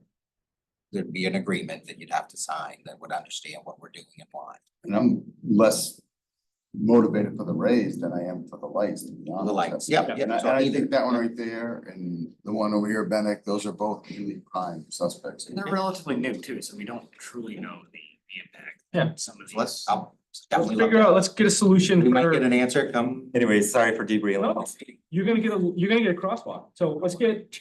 Better than his bridge. So let's get, Thank you, Oprah. so let's get a, that's the nicest thing you've ever said to me, man. Thank you. Let's get, but yeah, let's figure if it's 2.4, if it's not, let's run an estimate of what it would cost us to just fund it. One thing with the smaller plan is as I'm reading these things, that there really isn't anything on that side of the bridge until you get further out. And one of the major issues of congestion that I'm seeing, because I live on Park Street, is Park Street at both in the mornings and at the end of day. I mean, I am very interested in some form of roundabout solution at the intersection of Main and College Ave. Just because, I mean, once they get off of there, I think we need to figure out how to slow people down, because I know all the businesses along this main road are constantly quite peeved at how people are driving out there, and all the customers are, and people who are walking there are concerned with speed. On Park Street or? On Main Street here. Yeah. But then when I'm thinking about like Park Street, like traffic is at a standstill at several points of the day, most days of the week. And so I think that's something that, I mean, if we're looking at a long-term plan for how to make sure that we're dealing with all of these concurrent issues, that's one that I don't want us to lose. And I'm not the engineer here, but it does, it seems like the Rangeley one has been effective, but it does seem like that, I mean, the concept, College Ave and Park Street seems interesting, but it also seems like there's a signal that's right at the top of this hill. At the end of the day, it feels to me like that signal with, you know, if you keep that flowing through there, it's gonna back up into Well, that. you just create backups elsewhere. Now that Park and the university, people are moving through there, they're now getting backed up at Main Street. We're gonna put a roundabout there to get people to move efficiently, so then they're going to get backed up somewhere else, which is why it's important to look at the entire piece instead of just. Well, but I know, but there's still gonna be a signal at the top of this hill. Isn't one of the plans to put a roundabout there? No, in front of Woodman's. Oh, at the top of this hill, not the top of that hill. Okay, yeah, sorry. Too many hills on this town. Yeah. No, I hear what you're there's saying. no roundabout here at this one. Yeah, no, I would agree with that, and And it's tough. I mean, there's different times of day when the traffic has different issues too. We're dealing with both like excess speeding and revving engines and loud obnoxious. And then when they're backed up, And yeah, no speeding. so yeah, it's like two different issues, both happening in the same spot. All stopped and Problem solved. Now it's like we need some engineering. Yeah, exactly. I'm not pretending to be an engineer. Buffers. I guess all I'm saying is I don't want us to, if we go with a smaller plan, I don't want us to lose The other side. of that it. other side of the bridge that has other issues that need to be addressed. Yeah. That's all I'm saying. And I'm not pretending to know what to do about it. Okay, And I also, Agreed, Rob. I just wanna, and sort of similar to that, I also just want to address, you know, John brought up the bridge bottleneck itself. Yeah. We did get a quote in here for a pedestrian bike bridge of somewhere from 10 to 20 million to build that bridge. So that seems probably prohibitive. What we didn't get was any estimate about, is it possible to extend off the existing bridge, any sort of pedestrian walkway, and they didn't address that. So I also do think we should push back again and say, could you please, like, at least look at it and tell us if that's possible. Clint did put his hat on and did find us a found your bridge. comparative. I know Clint found a great one, One but point two yeah. or something like that. which seems, Something like that. yeah, but Love you. Sebago came up with a very different, you know, they were looking at a separate bridge and Clint gave us one town which had extended Similar. onto the bridge and that seemed much more potentially affordable. So I just think we should be sure to push back about whether an extension on the bridge is possible. Yeah, so I agree. I think that reads like, and I guess I would encourage. I think there's one call out on the separated bike lanes. I think there's one call out on what we do to make the bridge less scary. And are there any other, Westwood. talk to you at Westwood. Westwood, for that general school area. signaling, bottleneck there, those three things. In terms of like leaning into the language, there's two ways we could do it. We could go back, we could accept this report and fund Sebago or some other engineer to come back and do more drawings for us. Seeing a hard no from Jacob, and I'm feeling pretty good about that. Or we could go for the cost of nothing.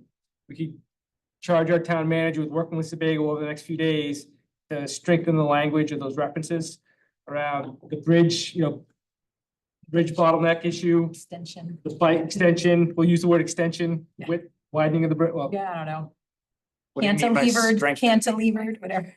we'll make it clear, more clearly stand out. What was in the that third? We got Bike Westwood. path, Westwood, you know, separated bike path, the bridge, and Westwood. And that feels like Strength those of the three things would Bridge be, being if Okay, so You separated, but the found the bridge is gonna example of be plan. an enhancement without going to a separate. Right. A Just separate, enhance the existing one, yeah. it would be awesome to build another bridge. I would love that. I'm with you. I think it would make Orono pop, but I also know that $20 million is Yeah. like. How many a lot of money. how many schools are gonna Yeah. go down the hill, go over to Webster, walk across Webster, up Summer? Yeah. Yeah. I'd do it on my bike though, you know, I think 15, it would 20 take miles all an hour. that, like, All right. I feel like that's pretty good.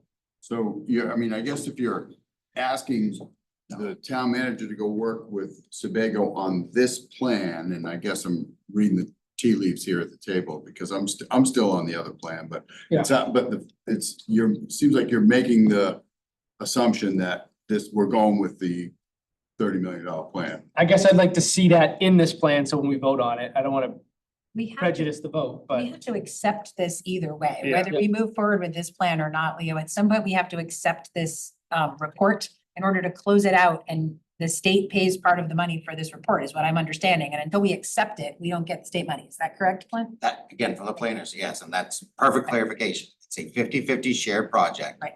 We do not get the state share to reimburse us until we're saying the report is complete and we're submitting it to you. So So- there's, So this plan that I've kind of insisted that I wish they came and presented, we have to accept in order for it to be. So I would say have them come present and then maybe we can accept it. If that's part of the requirement. I mean, It's I gonna really be- think This has been a great exercise. But and instead all, of but it presenting sure it, would they be better. came and did the public meeting first, so. Yeah, which was, Yeah, we get the, Right. it's gonna cost money to do it, right? It's not part of the existing contract, and I think there's a majority of us who aren't with you on it. transparency wise, I share with all of you. It was part of the existing contract. It was traded for a different presentation. And so they delivered the amount of service that we paid for. And again, how this council was or was not notified, you know, it was a conscious decision of our partners and staff some time ago, say an initial presentation with no drawings would be more beneficial than okay, you've seen the drawings, here's what we drew, you know, here it is again. Yeah. They thought that decision was made to do more upfront. They're doing a lot of these across the state. That was their experience for potentially working better. Not sure, but six At one any half rate- dozen of another.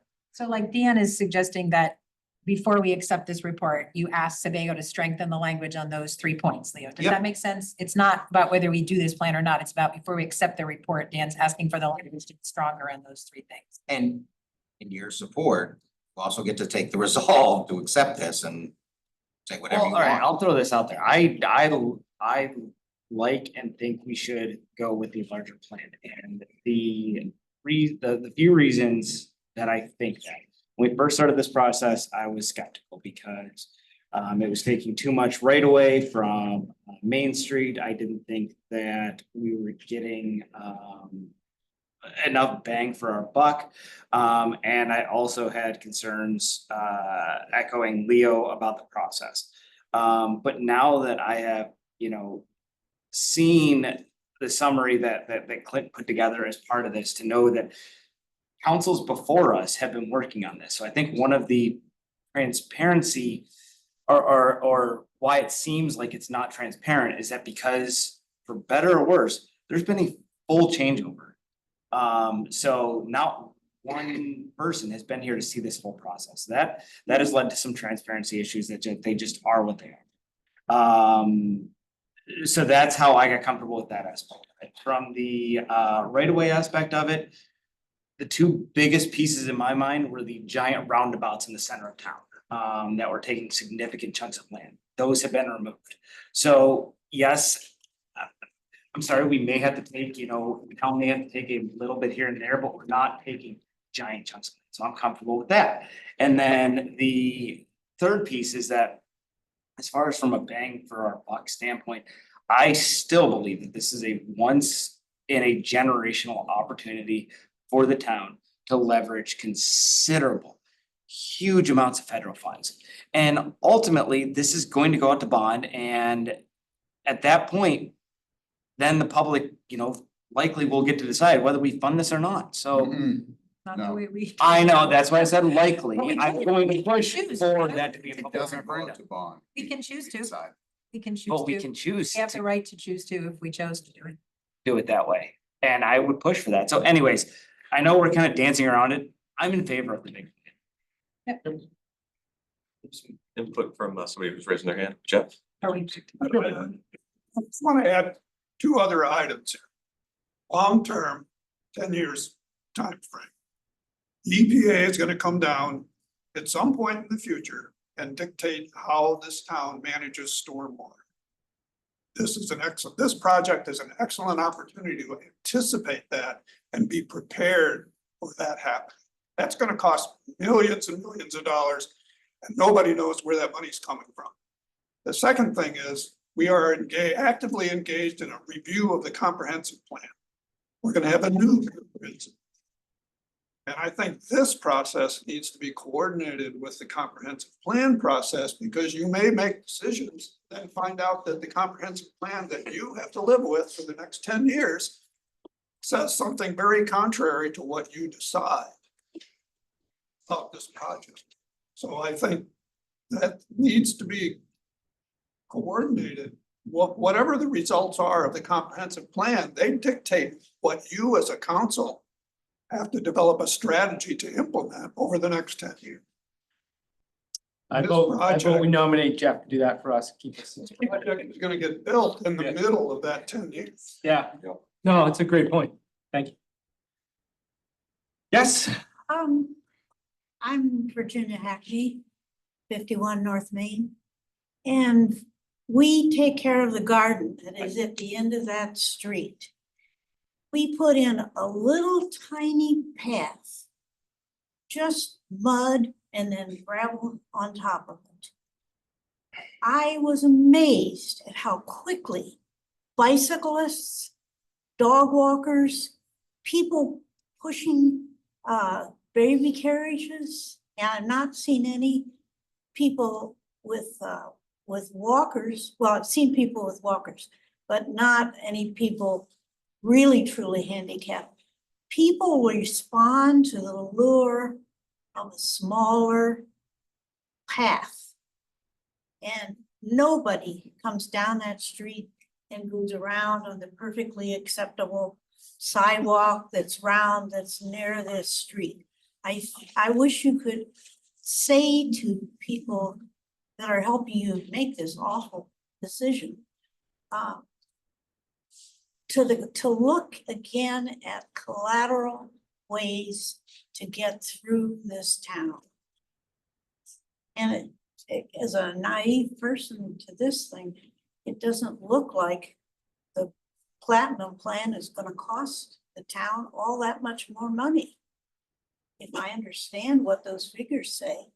It's gonna be At 3.5. 500,000 versus three, Yeah, 500,000 versus. 3.3 million.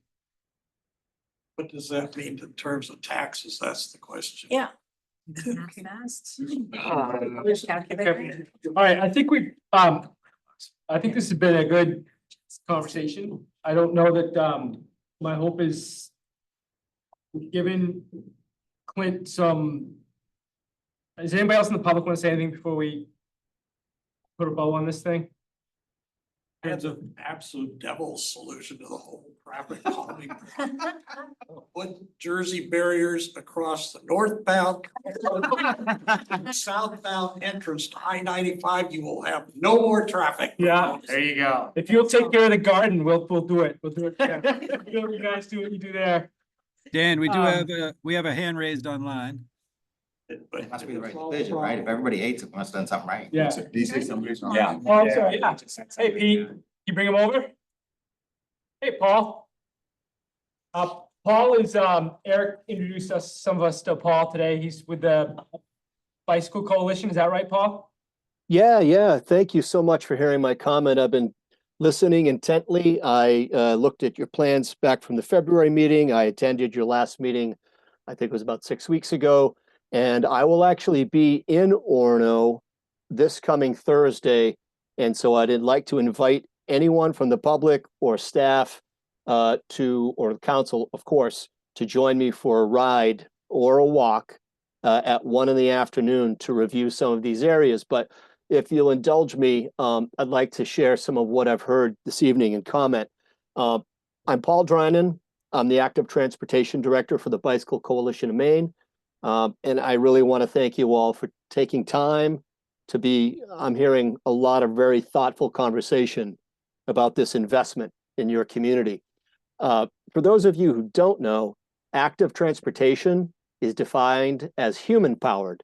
So think walking, rolling, so bikes, strollers, wheelchairs, and other mobility devices like scooters and skateboards. So comments and my response. So roundabouts. With roundabouts, we get way better moving traffic than a signalized intersection. There's no stopping and going, it's contiguous. And I heard someone worry about getting out into traffic. It's actually better and easier to get out into traffic with roundabouts, and they are statistically much safer because traffic is slower. And because it's slower, it's safer for all users, including cars. Regarding finances, quality of life. I heard someone talk about that earlier. How do we put a price tag on this? And do cars and traffic add value to our quality of life? What about a human life? Is anyone willing to put a price tag on that? Well, the US DOT is, and they list it as VSL, valuation of a statistical life. It's $13.2 million. And when you build protected bike lanes in your community, you make people safe and you will guaranteed be saving lives. And the more you invest in active transportation, the bigger return on investment your community will see. Unlike investments in car infrastructure, active transportation investments actually yield a return on investment at a minimum of 200% return on investment. You heard that right. Some people say it's closer to 300 to 500%. We see reduced traffic, reduced pollution, and increased health outcomes that all add up. So for every dollar invested in active transportation infrastructure, we see a $3 health savings. Okay. And healthier people mean a healthier economy. Couple more thoughts regarding traffic. Again, when you invest in quality active transportation infrastructure, you have a much higher adoption rate. That means when you build good bike lanes and safe sidewalks, more people will use them. And every person who rides a bike or walks is one less person in a car.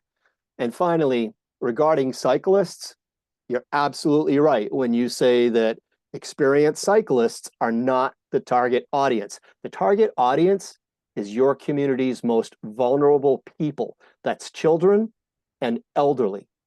If you want people to adopt active transportation, they must feel safe. And the gentleman who spoke earlier is absolutely right. If you want to understand this issue, you need to get out and experience it on foot and on a bike. So I invite you to join me this coming Thursday at 1 p.m. and we'll get out there and get a look at things in real time. In closing, I encourage you all to support the more comprehensive plan for your community. I'm convinced you'll be glad you did. Thank you. Paul, where are we gonna meet you at 1 o'clock? You tell me. I'll be at Town Hall at 10 that morning to chat with the town manager. I don't know if the town manager's on the panel this evening. Forgive me, haven't met any of you folks yet, but I'll be at Town Hall at 10 and we'll get the conversation started there and then we'll move it out onto the street in the afternoon. You wanna meet just at the town office at 1 o'clock? Sounds good to me. Okay, so anybody, and I know I'm going, Matt, you're gonna go? Thank you. Yep. You wanna notice it just to be safe, just in case, just call it a meeting and then. Okay, don't notice it. And all right, Paul, I'll see you at 1 o'clock on Thursday and we'll let people. We'll spread the word casually that you'll be here and I know Eric knows you're coming and. So we'll get the word around. Can we safely ride a bicycle from the town hall to these areas you're considering changing? I do it, but.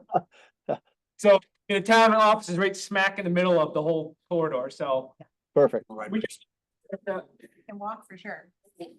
Great. All right. Thank you very much. Okay, thanks, Paul. Look forward to seeing you on Thursday. Okay. So real quick to answer the question that came up over and over again, tax implications. I just pulled up our quick tax sheet. And so if we do the $500,000 plan, likely we'll pay for it out of cash, so there will not be a tax. There will not be a tax impact except for that 1 year we pull it out of cash. If we were to go to bond, which we likely will do for the larger $3.6 million project, taxes for a $300,000 home, which better or worse is likely average value around here, will go up by $48 a year for every million. So assuming we borrow $3 million, that means average tax bills will go up by $144 a year. Hey, should we, because this is, we always tend to look at things kind of in a vacuum, I feel like. So we obviously have 2.6 million coming up to the library.